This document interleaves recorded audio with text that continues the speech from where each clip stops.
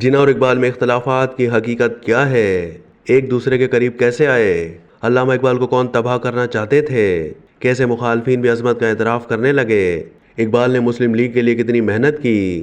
حامد میر کا کالم۔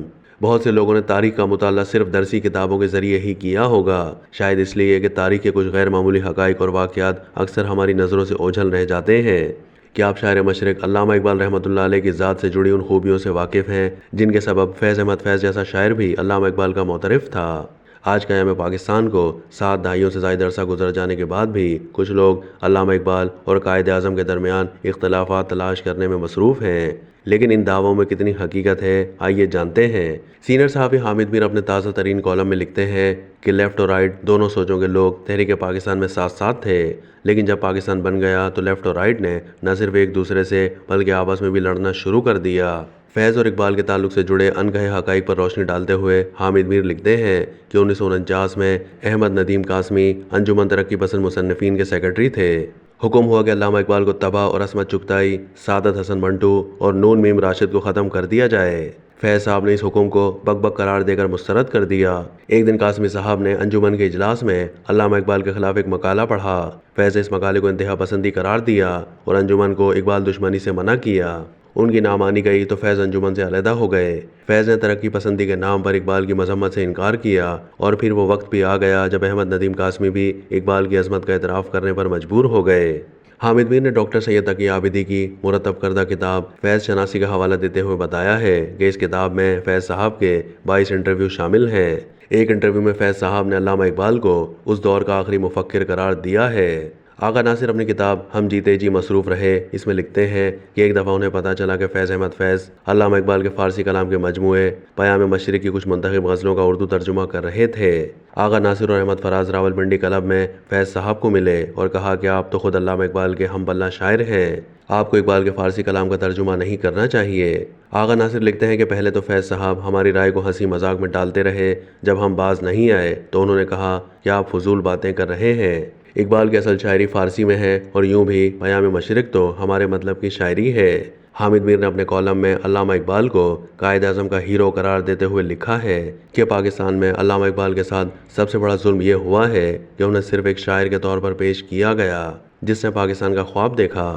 علامہ اقبال نے اپنی زندگی کے آخری 2 سالوں میں قائد اعظم کی فرمائش پر پنجاب میں مسلم لیگ کو منظم کرنے کے لیے جو محنت کی اس سے صرف نئی نسل نہیں بلکہ وہ سینئر سیاستدان بھی بے خبر ہیں جو آج بھی مسلم لیگ کے مختلف دھڑوں کے قائد کہلاتے ہیں۔ عاشق حسین بٹالوی نے 1959 میں لندن میں بیٹھ کر اقبال کے آخری 2 سال کے نام سے ایک کتاب لکھی جس میں بتایا گیا کہ جداگانہ طرز انتخاب پر 2 سال کے مختصر عرصے تک اختلافات کا شکار رہنے کے بعد اقبال اور قائد اعظم ایک دوسرے کے قریب کیسے آئے۔ دسمبر 1930 میں خطبہ الہ آباد پیش کرنے کے کچھ عرصے کے بعد علامہ اقبال 1931 میں لندن آئے تو ان کے اعزاز میں ایک تقریب منعقد کی گئی۔ اس تقریب میں قائد اعظم نے علامہ اقبال کی ستائش میں ایک فصیح تقریر کی۔ یہ وہ زمانہ تھا جب قائد اعظم چند سال کے لیے لندن میں مقیم تھے۔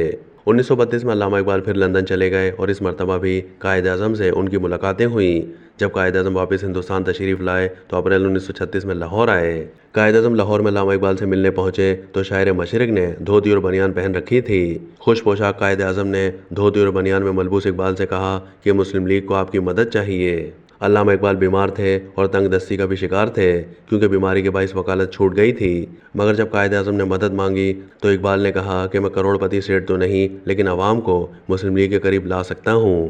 یہ سن کر قائد اعظم نے کہا کہ مجھے صرف عوام کی مدد درکار ہے۔ اس کے بعد علامہ اقبال کو مسلم لیگ کے پارلیمنٹ بورڈ میں شامل کیا گیا۔ 12 مئی 1936 کو پنجاب مسلم لیگ کی تنظیم نو کی گئی جس میں علامہ اقبال صدر، غلام رسول خان سیکرٹری اور عاشق حسین بٹالوی جوائنٹ سیکرٹری بنائے گئے۔ علامہ اقبال نے 1937 کے انتخابات کے لیے پنجاب میں مسلم لیگ کا مجلس احرار اور اتحاد ملت سے اتحاد کرایا۔ صرف چند مہینے کی بھاگ دوڑ کے بعد مسلم لیگ نے پنجاب میں 7 امیدوار کھڑے کیے جن میں سے 2 جیت گئے۔ بیماری سے ہلکان علامہ اقبال کو مسلم لیگ کی تنظیم سازی کے لیے فنڈز کی ضرورت تھی۔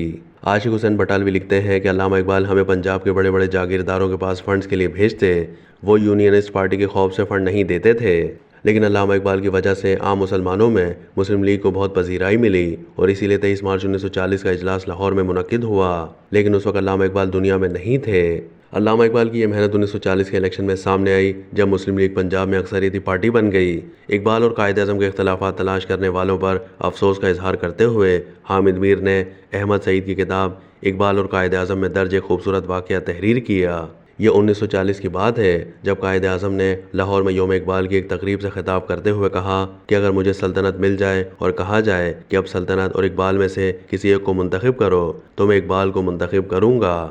کالم کے آخر میں حامد میر لکھتے ہیں کہ آج ہمیں دھوتی اور بنیان والا اقبال تلاش کرنا ہے جو قائد اعظم کا ہیرو تھا۔